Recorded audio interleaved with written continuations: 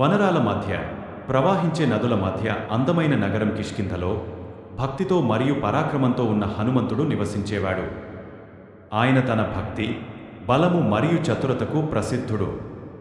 ఒకరోజు హనుమంతుడు ఒక భారీ మామిడి చెట్టు కింద విశ్రాంతి తీసుకుంటున్నాడు.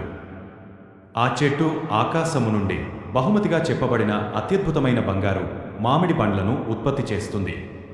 ఈ పండ్లు సాధారణ పండ్లు కావు. అవి తింటే అధిక జ్ఞానం మరియు శక్తి ప్రసాదిస్తాయని విశ్వసింపబడింది.